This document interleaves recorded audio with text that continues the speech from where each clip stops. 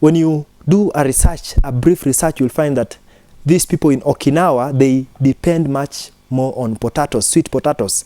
They eat a lot of brown rice, and they take very minimal animal products, and they live a long life.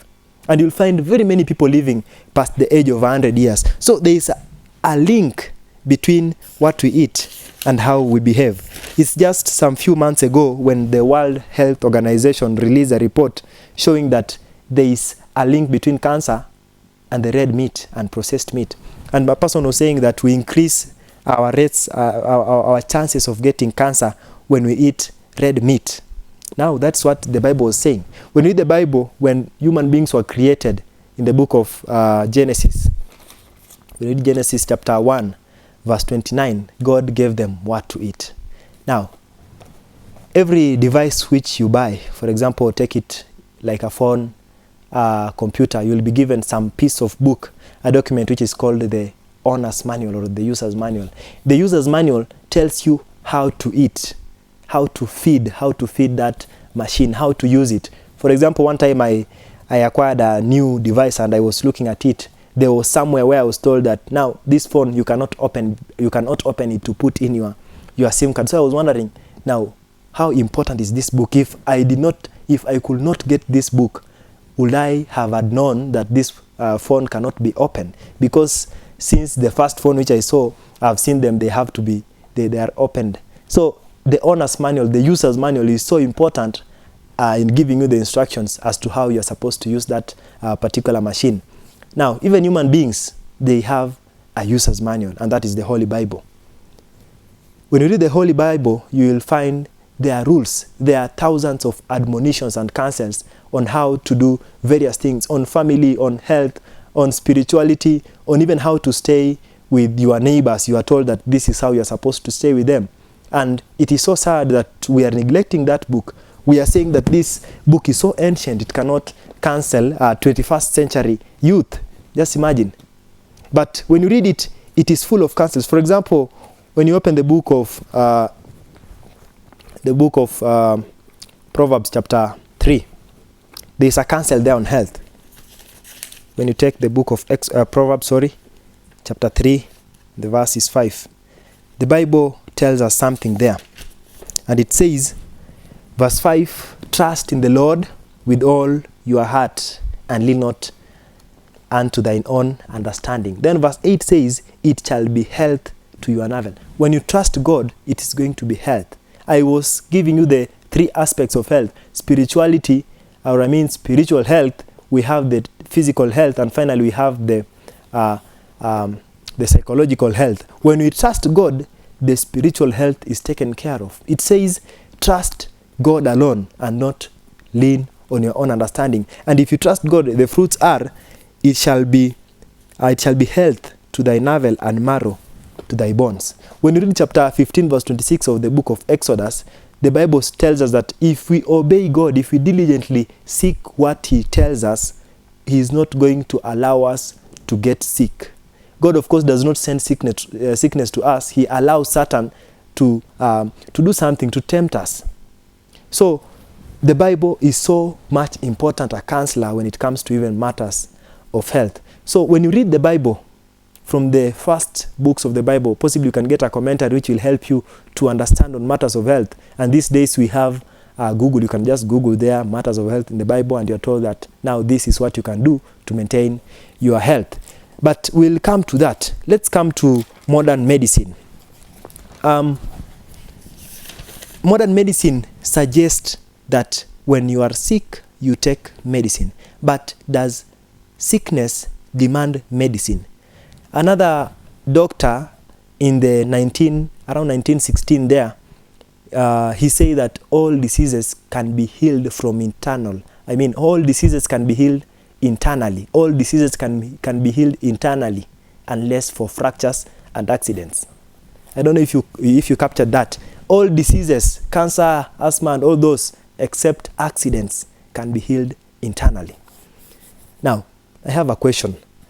When you take, for example, the Kenya Defense Forces, they have a lot of weapons. They have rifles, they have bombs, they have tankers and all those. And a question comes, Is it the tankers? Is it the rifles, the AK-47s, the G3s, or all those? Is it those that fight, or it's the KDF soldiers that fight? The answer is the KDF soldiers use those equipments, the weapons, to fight, and not the weapons alone fighting. That is right.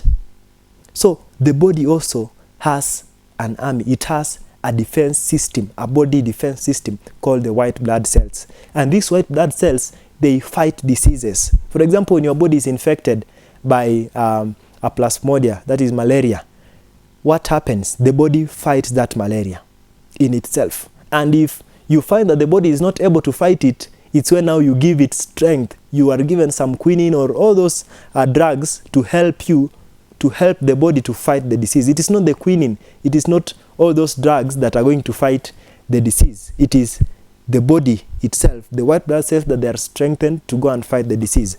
Now, for example, you have a headache. What does that mean? Do you have a problem with the head? Are you supposed to replace the head? No, you don't have to do that. Many times you have a headache, you will go to the doctor, you tell the doctor, I'm sick.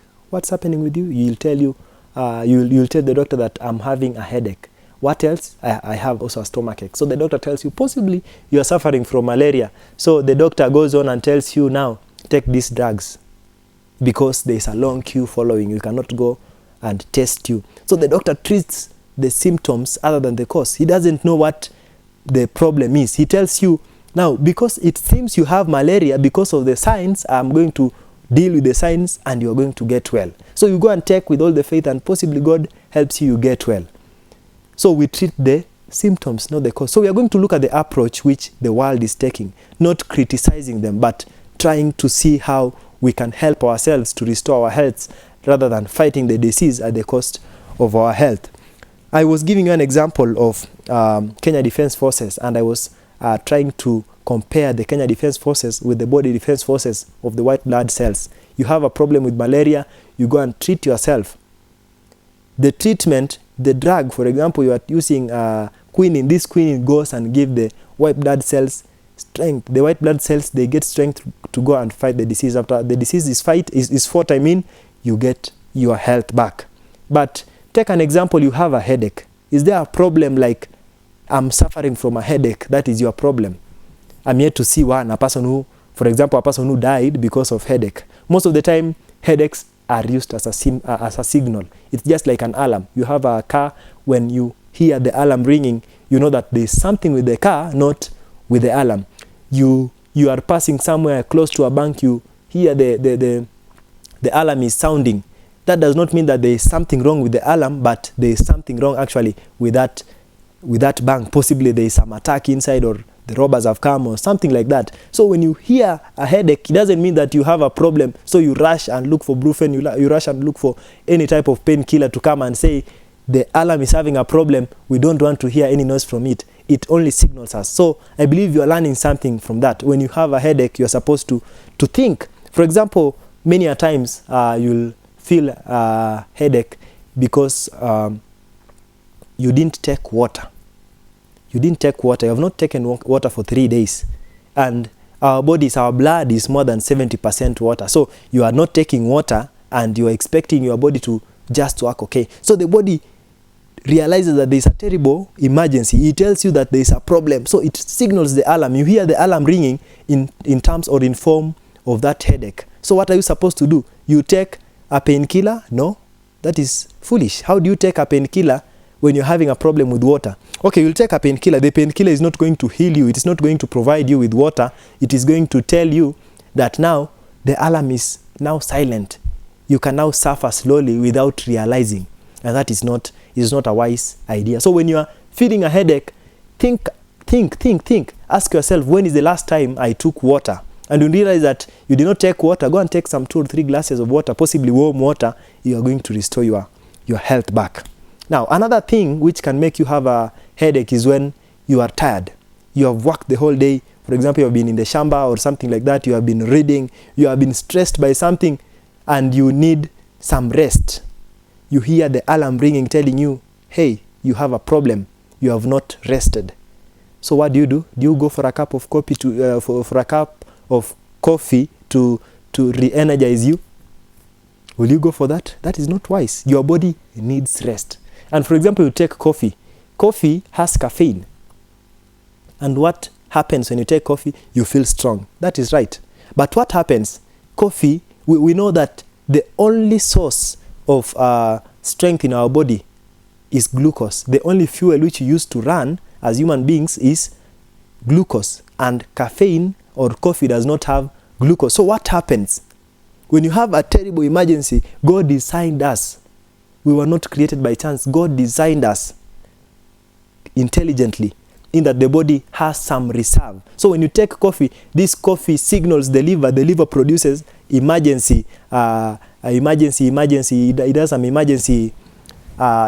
It helps. Okay, I mean, when you take that coffee, the coffee goes to the stomach. The body senses that there is something wrong because something has come to the stomach. So the body increases the actions. I mean, when the liver is touched, when the liver is informed that there is something wrong with the body, adrenaline is released. This adrenaline signals the body, and the body produces glucose from its reserves. So this glucose gives the body another strength. So you are very tired after reading the whole day. Now you are re-energized. But that energy is not coming from food, but it is coming from the reserves. So 1 cup of coffee is able to re-energize you for several hours. Then after that, you feel now more tired because the strength was not coming from glucose from the plants, but it was coming from the reserves. So when you are tired, what do? You take a rest. That is very wise. Then the next day you wake up, you are more strong. But when you take coffee, yes, you are going to get strength, but the next day you are going to wake up very late because you borrowed strength from the future, and now you have to pay for that. So when you have a headache, one of the reasons might be because of water. The second reason might be because you are very tired. So when you need water in your body, you don't take a painkiller. When you need to take a rest, you don't take a painkiller, you just take a rest. So I believe you are learning something about how our bodies work. The body will do everything possible at any cost to ensure that it's still moving on. So that's enough with headache. Our bodies signal us. They tell us when we are sick. They tell us that you need to do this. But the problem is that we don't listen to our bodies. We need a thorough change. We need a revolution. We need a new start in our lives. We need a change on how we live. And that's how we are going to get better. And our slogan is my food, my lifestyle, my health. My food, my lifestyle, my health. And when you change your food, you start taking the healthy alternatives, which you are going to be talking about them in future. When you change your lifestyle, you start doing exercise. When you change your life, how you think and how you perceive things, you're going to get even better in your health. So I welcome you in subsequent I welcome you in subsequent episodes of this program, and you are going to even send questions. We think about it, and in subsequent episodes, I'm going to bring experts in the field of health who are going to help us to understand these questions. So with that, I wish to finish there. My name is Kevin Matelong.